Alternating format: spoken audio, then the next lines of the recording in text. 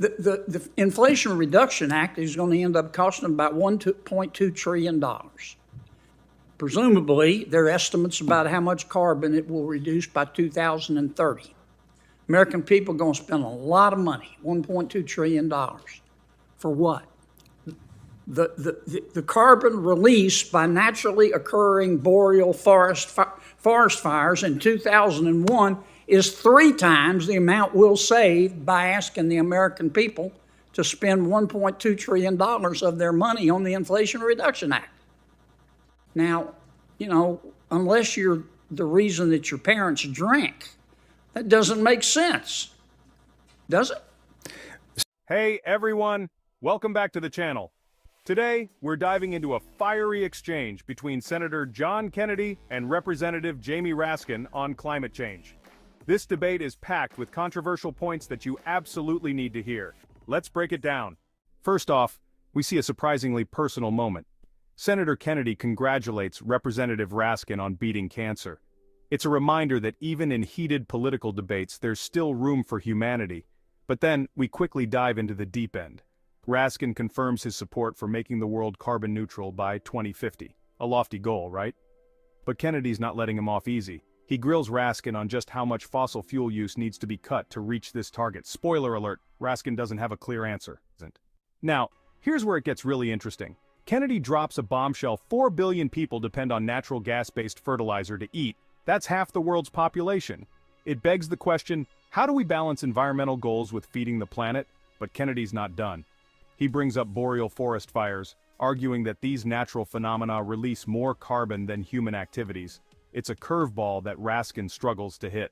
Segment 3, the cost of climate action. All right, let's talk money. Kennedy questions the cost-effectiveness of the Inflation Reduction Act. He argues that we're spending trillions to reduce carbon emissions, but natural events like forest fires could offset those gains. Raskin counters that human-induced climate change is still a major threat. But here's the million-dollar question: is it worth the price tag? Hey, if you're finding this breakdown helpful, make sure to hit that subscribe button. We dive into complex political issues like this all the time, and you won't want to miss out. Segment 4, natural disasters and data disputes. The debate then shifts to natural disasters. They discuss hurricane intensity in Louisiana but can't seem to agree on the facts. It's a perfect example of how even basic data can be disputed in these climate debates. The conversation wraps up with conflicting statistics on wildfire emissions versus fossil fuel emissions. It's clear that even the experts are divided on these crucial details. By 2050, how much do we need to eliminate? Well, what the scientists are telling us is that we in order to avert the most extreme calamities, we need to limit the global warming to 1.5 degrees Celsius. But here's what I'm getting at. Right now, America relies on fossil fuels for 80% of its energy. By 2050, what percentage do you think that should be in order for us to become carbon neutral? I better not opine on that because I don't know, but I will tell you this, and I see where you're going. This is a tremendous challenge, maybe the greatest challenge of our lifetimes, and I think it... I understand. I'm sorry. Yeah. Just give me a little bit of time here. Yeah. Are you... Let me ask you this. How many people are there in the world? What's the world's population? Is it now 4.5 billion? It's about 8 billion. Is it 8 billion? I'm not trying to trick you. All right. I had to look it up myself. I should have updated on that. It's 8 billion people live in the world. 8 billion, okay. 4 billion people depend on fertilizer made by natural gas to eat. If we didn't have natural gas, 4 billion people would starve to death. What do we do about that? So that is, fuels. I mean, that's precisely the challenge that we need to be confronting and that we should have been confronting all these decades. How do we disengage gradually from one model of energy consumption and move into another so that we are meeting the public health goals that are urgent, as the distinguished senator from New Mexico just... Are you familiar with what's called a boreal forest? No, only in the most For coastal. forests in the northernmost part of the world, just below the Arctic, in North America, in Eurasia. Millions of acres burn there naturally every year.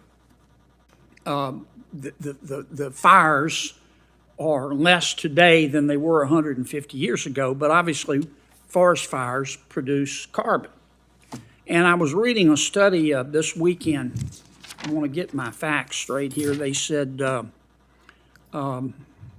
the carbon released by these naturally occurring forest fires in boreal forests, nobody lives there. Let's see.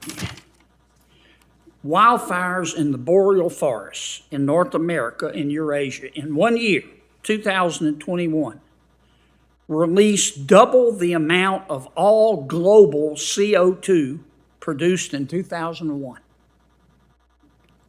And 3 times as much as the Inflation Reduction Act is projected to reduce by 2030. My point is, the Inflation Reduction Act is going to end up costing about $1.2 trillion. Presumably, there are estimates about how much carbon it will reduce by 2030. American people are going to spend a lot of money, $1.2 trillion. For what? The carbon released by naturally occurring boreal forest fires in 2001 is 3 times the amount we'll save by asking the American people to spend $1.2 trillion of their money on the Inflation Reduction Act. Now, unless you're the reason that your parents drank, that doesn't make sense, does it?